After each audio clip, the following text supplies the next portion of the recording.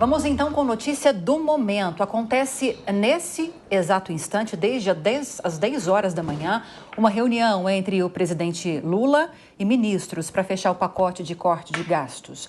Essa reunião está acontecendo, como disse, desde 10 horas da manhã. Vários ministros participando, principalmente o ministro da Fazenda, Fernando Haddad, que desde ontem vinha dizendo que havia apenas mais 2 detalhes a serem discutidos para fechar esses projetos de lei, uma PEC e um projeto de lei, muito possivelmente, que vão trazer essas medidas de cortes de gastos. Deixa eu abrir o debate, então, com a nossa jornalista Ellen Brau, que tem informações a respeito disso também. Não se falou quais são esses detalhes, né? Pelo menos a imprensa não divulgou de que detalhes estamos falando. O que a gente sabe, Ellen, talvez você saiba mais do que eu sei, o que nós sabemos é que, embora os ministros estejam cientes da importância de se estabelecer esses cortes, nenhum ministério quer perder recurso, nenhum ministério quer perder orçamento. E aí? E aí que fica muito difícil fechar essa conta. Para o nosso telespectador entender, todo o governo costuma fazer o seguinte: começa o governo, você contém os gastos, ajusta a casa, faz um alinhamento de governo e aí, para chegar no ano eleitoral, você poder gastar, né, sem se endividar completamente. Neste governo, a coisa não aconteceu assim. Desde a PEC da transição até aqui, o governo gasta mais do que arrecada. E o que aumentou de recursos foi na arrecadação, não no corte de gastos. Então, é um governo gastador. O que acontece quando o governo é gastador, gasta demais? Acontece o seguinte: tem muito dinheiro na praça, seja com benefícios que são concedidos, né? O Lula já disse, por exemplo, que não aceita de forma alguma fazer um enxugamento do benefício de prestação continuada, que para ele isso é uma coisa muito prioritária. Então, seja com benefícios, seja com reajuste de salário do funcionalismo, seja dando subsídio para empresário, seja abrindo mão de multa de empresário milionário, o governo gasta demais desde o início e essa conta não fecha. Isso significa, quando tem dinheiro demais na praça, inflação, né? E como é que você faz para poder conter uma inflação? A única maneira de você conter a inflação é elevando a taxa de juros do país, porque aí você tira o dinheiro de circulação, né? Que é o que a gente está vendo acontecer cada vez que o Copom se reúne, vai lá, aumenta a taxa de juros, aí o governo tenta, claro, botar a culpa no Banco Central, mas o Banco Central está fazendo a única coisa que pode fazer quando a gente tem dinheiro demais em circulação e a inflação está aumentando, e maior inflação, menor poder de compra para todo mundo. Eu acho que dá para dar um exemplo, Lívia, dá tempo de dar um exemplinho aqui para o nosso telespectador poder entender bem o que acontece? Você tem, por exemplo, um funcionário que está em casa, que ele está recebendo ali um seguro-desemprego, R$ 1.200. Para você tirar essa pessoa de casa, você precisa oferecer mais do que isso. Então, começa mais do que aquele benefício que ele está recebendo. Então, fica mais caro. Aí, vamos supor que o seu João da padaria quer ampliar a padaria dele e ele tem R$ 1 milhão. Qual é a conta que o seu João da padaria vai fazer? Eu vou lá, vou construir um prédio em que está ficando mais cara a mão de obra, em que está ficando mais caro o tijolo, ou eu vou pegar esse R$ 1 milhão, ver que a construção do meu prédio, a ampliação da minha padaria não vai me render 11,35% ao ano, que é o que está os juros hoje, e vou guardar esse dinheiro e deixar ele rendendo lá, guardado, aplicado, né? Porque os juros estão altos. É essa a conta prática que é feita no dia a dia da nossa economia. Isso não é uma coisa distante da gente, isso é o dia a dia da economia, é a conta que todo mundo está fazendo e que está entendendo que está ficando caro você investir no Brasil. Por isso que tem mais juros, por isso que você vai fazendo esse desinvestimento no país. Quando o Banco Central não fez isso, quando o Banco Central não elevou os juros e havia uma gastança do governo, todo mundo lembra, foi lá atrás, governo Dilma. O que isso nos levou? A maior recessão da nossa história. Então, o que está sendo discutido nesse momento em Brasília é o seguinte: ou a gente faz um ajuste das contas, diminui os gastos, ou a gente está caminhando para o mesmo rumo da história que a gente viu 2015, 2016, e todo mundo sabe o que é isso: desemprego, inflação, queda no poder de compra. É isso que está sendo debatido. Agora, o clima entre os ministros é péssimo, Por quê? Porque tem de um lado o Haddad, né, e a Tebet tentando explicar isso que é prático para os ministros, e de outro lado você tem Luiz Marinho, que está lá brigando, que está dizendo que não pode ser assim. Você tem uma série de pessoas dentro do governo jogando contra. Sim. Já vou ouvir vocês, meninas. Eu recebi a informação que essa reunião está no intervalo nesse momento, então vamos aproveitar e correr lá para Brasília. O Bruno Pinheiro, que está acompanhando todo esse processo, deu uma escapadinha para trazer informações ao vivo para a gente. Bruno, boa tarde.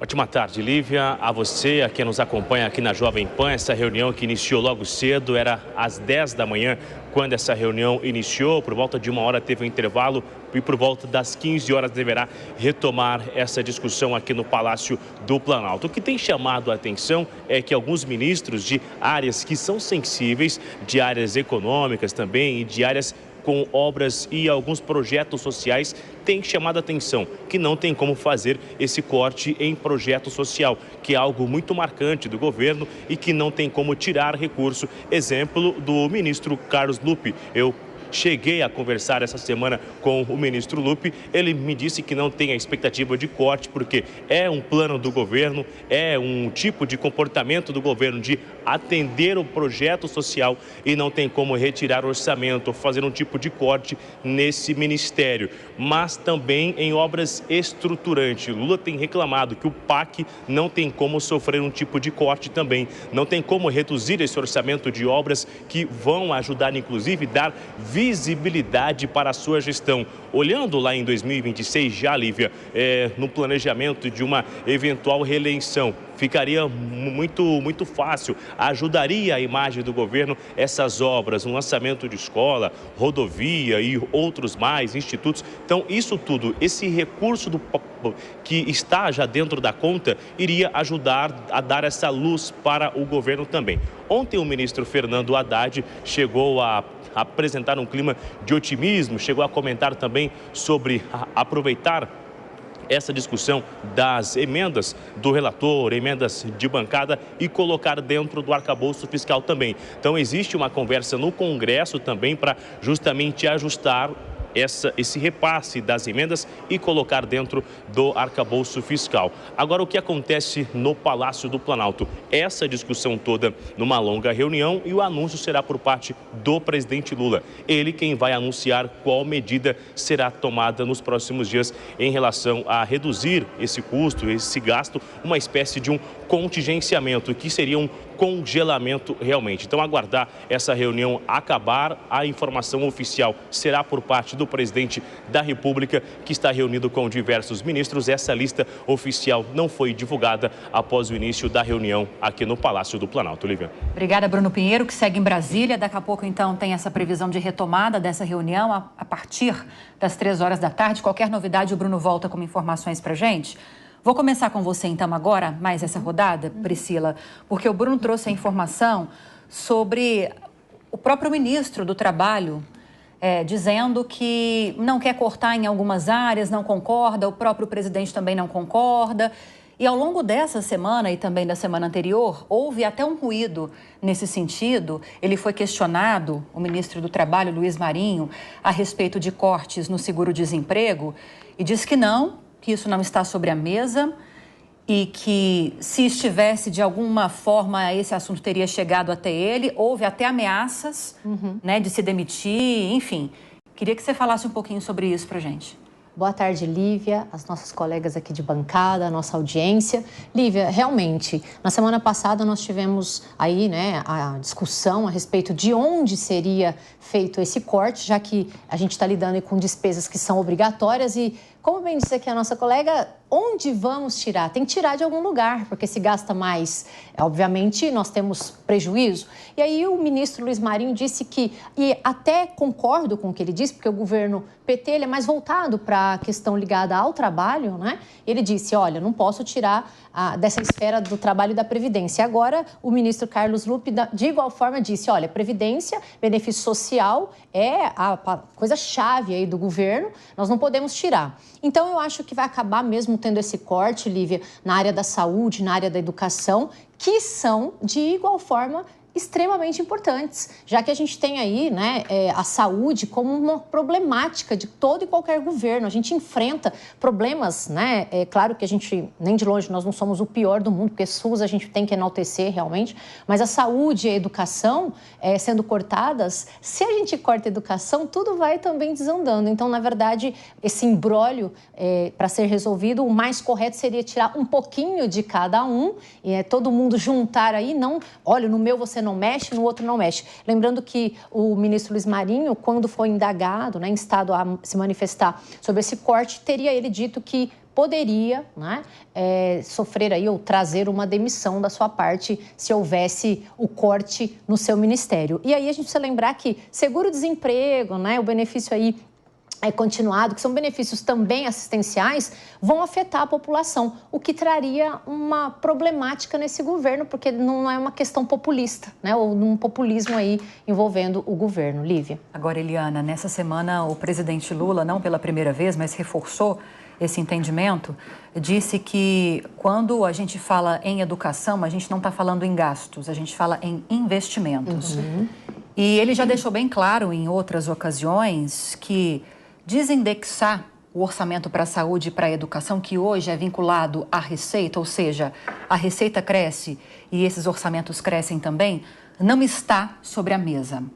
Mas assim, depois dessa reunião, tudo pode acontecer. Será que a Haddad conseguiu convencê-lo de que isso é uma das medidas necessárias? E é, na sua opinião, ou não? Não, na minha opinião, sou obrigada a concordar que, na verdade, educação é investimento sempre.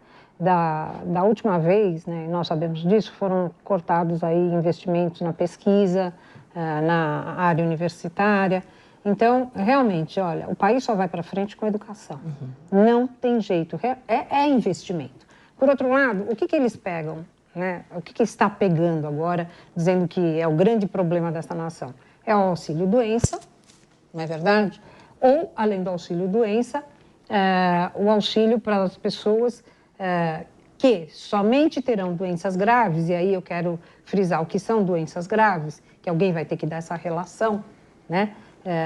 Ou seja, elencar o que é doença grave para receber auxílio e mais, né, para incapazes. Quem são os incapazes? Também vai ter que ter aí um delineamento do que sejam pessoas incapazes. Não adianta aí um médico do SUS falar que sim, desculpe, um médico do INSS diz que um é doença grave e o outro não é, a necessidade desse elenco. Mais do que esse elenco, a necessidade do Congresso Nacional se movimentar para que, de fato, haja essa reforma. E que, mais uma vez, esqueçam a educação. A educação só tem que subir o orçamento, não tem que descer. Né? E para que nós possamos, todos nós, eu digo o país como um todo, não direita, não esquerda, chegarmos a um bom termo e a um acordo para que este país ande um pouquinho só para frente, que já vai estar bom.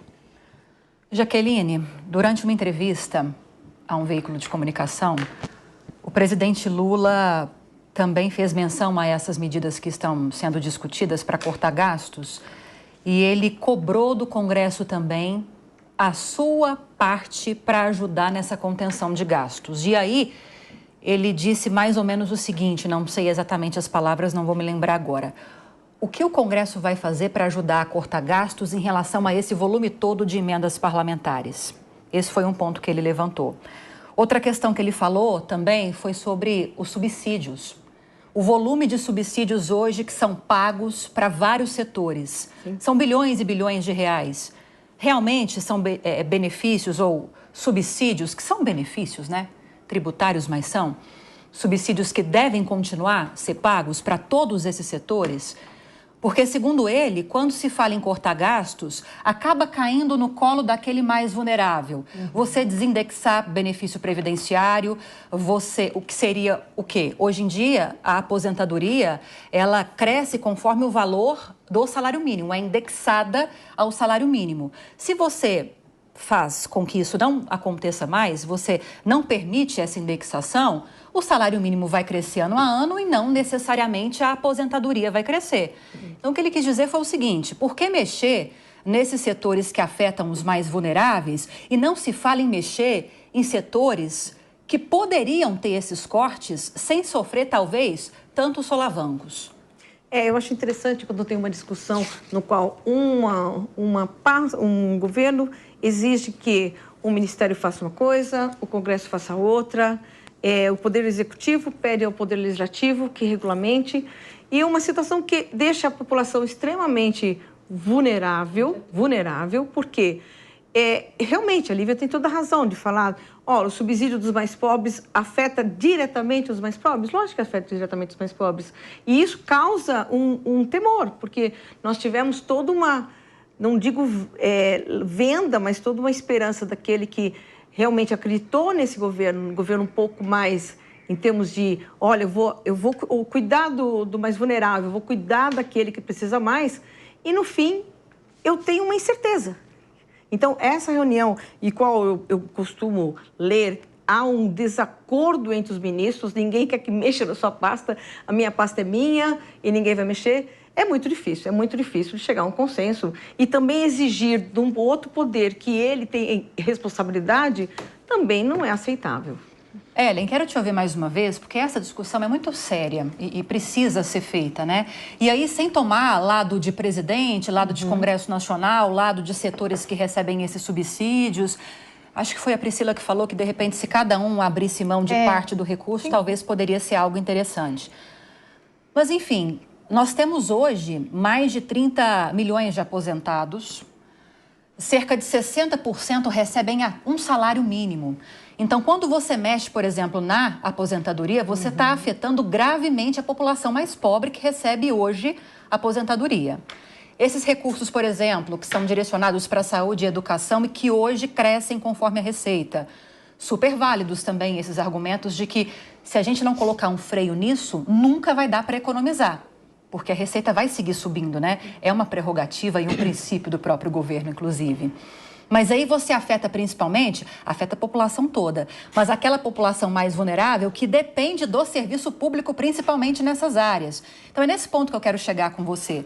Essas falas de Lula são compreensíveis, porque realmente afetam muito a população mais pobre. Mas, de alguma forma, tem que mexer nessas áreas? E como mexer naqueles outros setores que afetam a parte mais abastada, digamos assim, da população? Porque nisso ninguém fala, né?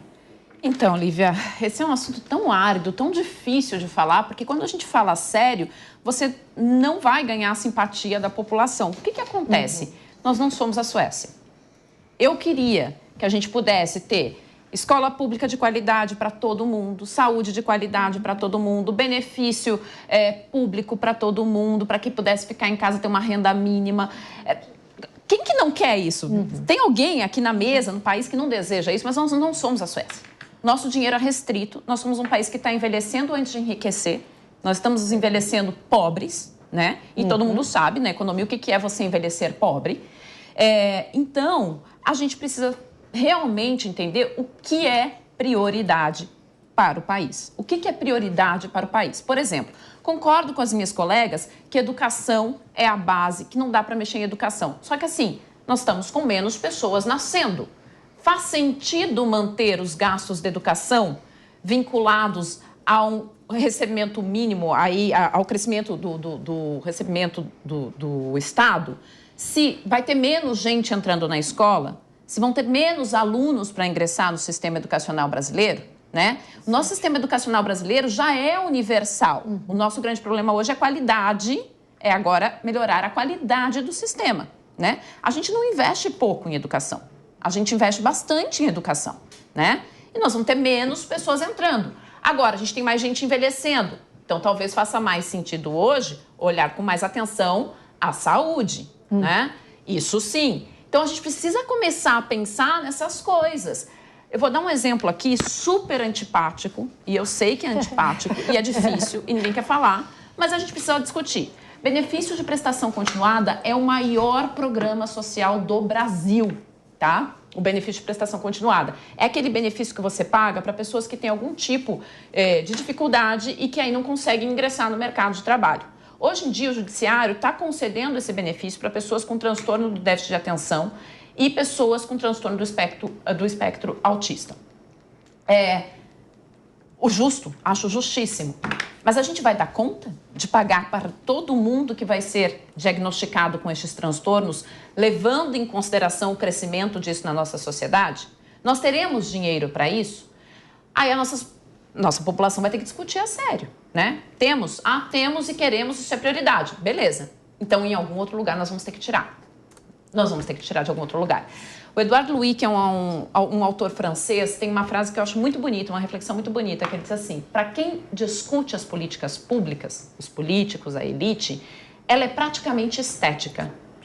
Aqueles que não têm discussão de discutir políticas públicas é que são afetados por elas. É quem recebe o BPC, é quem tem o filho na escola pública, é quem precisa do postinho de saúde. Esses dependem realmente da política pública, né? Então, assim, é o mínimo que a elite que está discutindo essa política precisa fazer, é olhar as prioridades e ver o quanto a gente pode atendê-las, né? O que é prioridade, o quanto a gente pode atender. Será que é prioridade dar subsídio para setores da indústria que não conseguem se desenvolver, que não querem que venha concorrência de fora, porque não conseguem melhorar sua qualidade de produto? Isso é prioridade, né? Vamos discutir isso a sério? Tem que discutir tudo, né? Não é discutir só uma questão. Eu estou com um dado aqui, Priscila, para passar para você. Na conta da Unafisco Nacional, o total dos gastos tributários para esse ano ultrapassa, ou quase chega, vamos colocar assim, a 790 bilhões de reais. Isso representa 47% mais do que no ano passado. Então, assim, quando a gente fala em gasto tributário, são recursos que deixam de ser pagos via tributos para o governo. É gasto porque o governo deixa de arrecadar esses recursos. E eu não estou com um dado aqui por setores, mas são vários, do Simples Nacional até macroempresas, multinacionais, que recebem de alguma forma esses subsídios. E aí, eu quero te ouvir sobre isso, Priscila, e a Ellen falou de um ponto importante também que eu quero ouvi-las sobre isso, da questão do BPC. No fim de semana que passou agora, nós falamos sobre previdência social como um todo, vários especialistas que tocam nesse assunto, que estudam sobre isso, e uma advogada de direito previdenciário, quando eu questionei para ela sobre seria uma medida interessante você desindexar, então, os benefícios previdenciários do salário mínimo, para que eles não necessariamente façam crescer o orçamento conforme o aumento do salário mínimo ano a ano. E ela me respondeu o seguinte, e eu entendi bem o ponto dela. Quando a gente fala de benefício assistencial, que é o caso do BPC, em que, independentemente dessas pessoas que são beneficiadas contribuírem ou não, elas têm direito a receber, eu sou a favor de desindexar.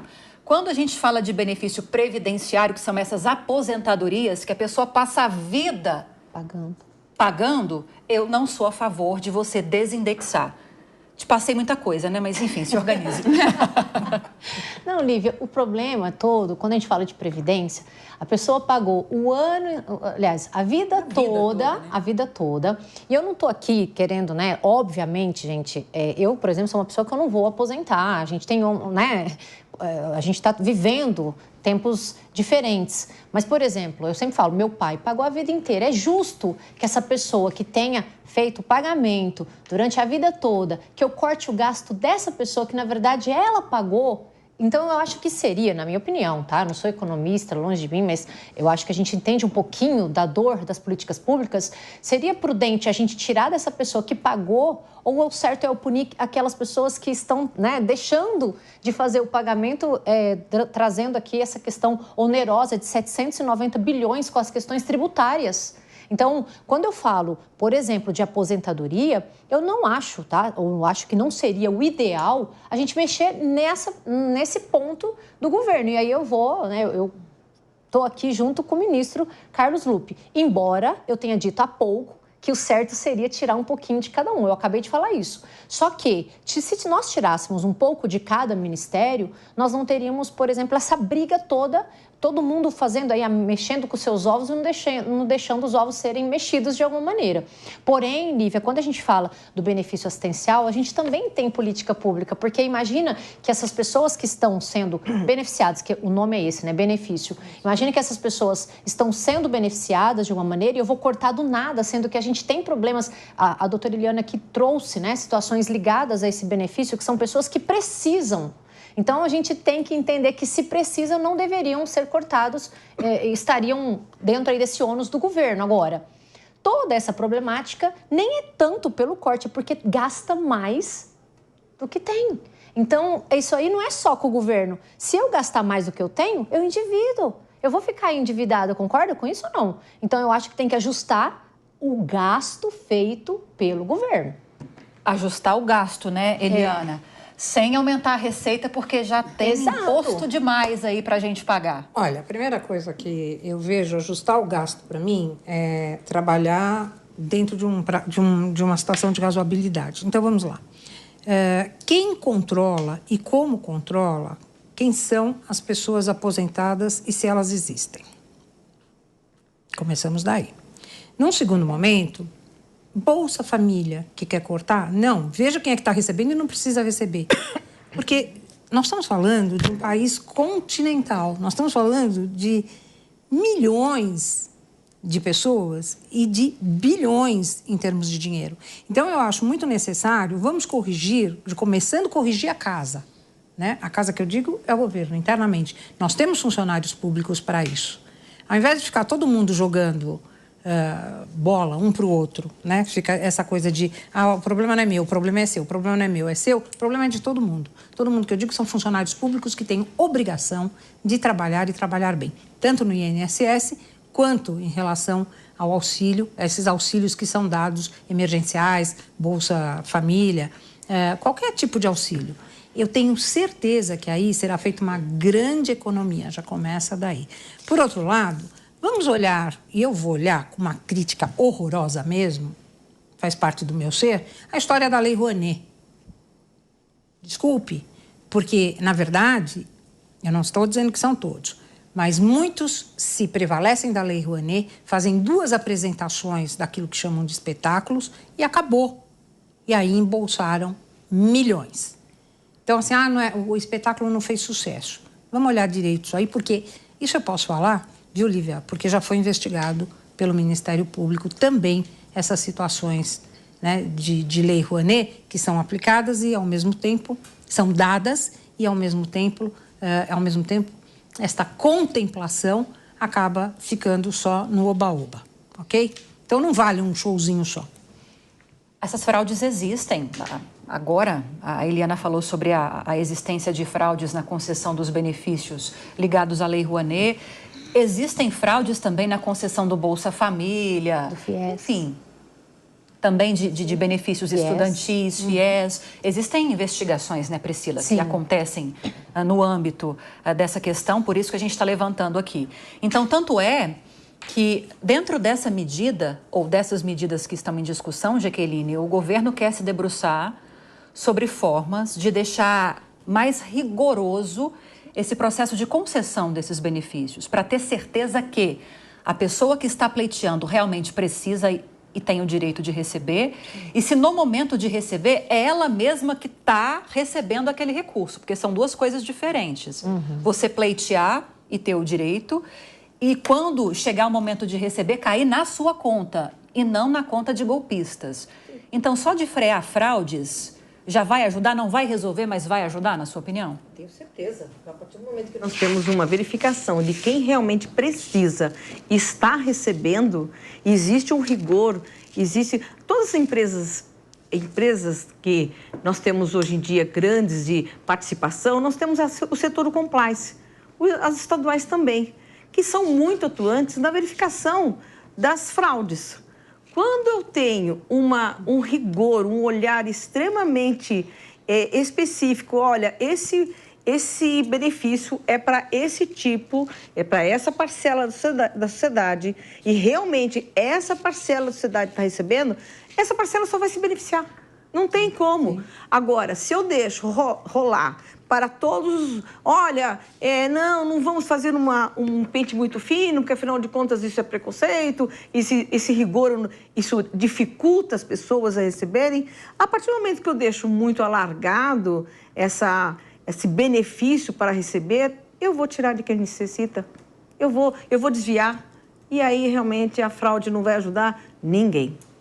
Posso te ouvir só mais um pouquinho, Ellen? Claro. A gente falou sobre isso há uns meses, se eu não me engano, ou algumas semanas. Acho que alguns meses, quando aquela discussão da desoneração estava bem latente no Congresso Nacional. E é sobre isso que a gente está falando, né? 26 bilhões, não me lembro, eu posso pesquisar aqui o valor, até o final desse bloco de benefício que vai ser concedido até o final do governo, né? Depois está extinto. Eles ainda vão discutir isso no Congresso Nacional, esse benefício pode voltar, mas enfim. No momento é um benefício que vai ser extinto de forma gradual até 2028, 2027, 2028. A gente está falando de mais de 20 bilhões de reais. Então, assim, é sobre isso. Não é que a gente está falando que precisamos cortar esses benefícios para esses setores, para esses 17 setores. Nós precisamos reanalisar quais setores que realmente precisam ser beneficiados. Tem que fazer um pente fino em tudo.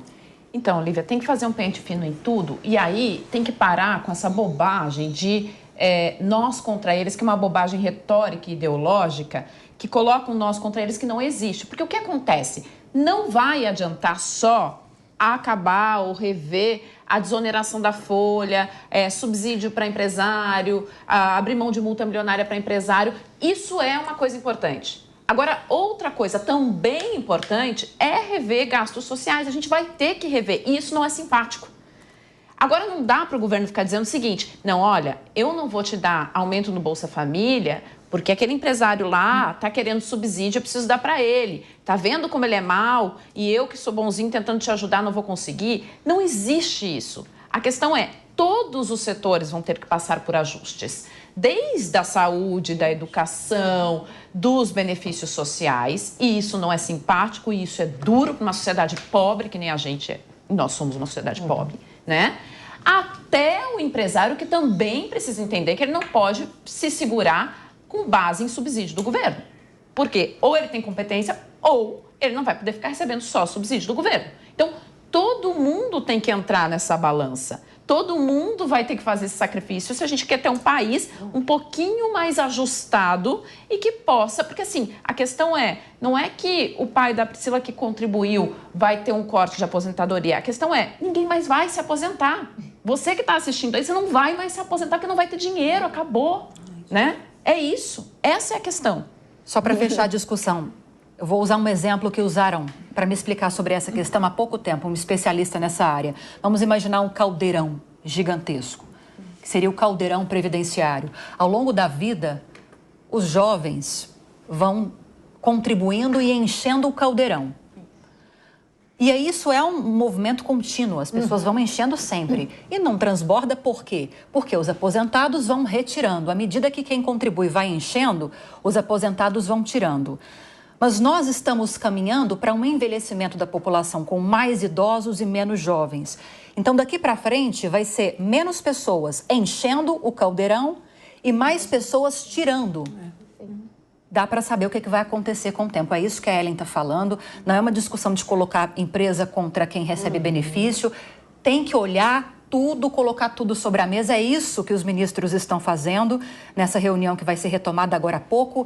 E se tiver novidades, o Bruno Pinheiro, lá de Brasília, volta ao vivo com mais informações daqui a pouquinho para a gente.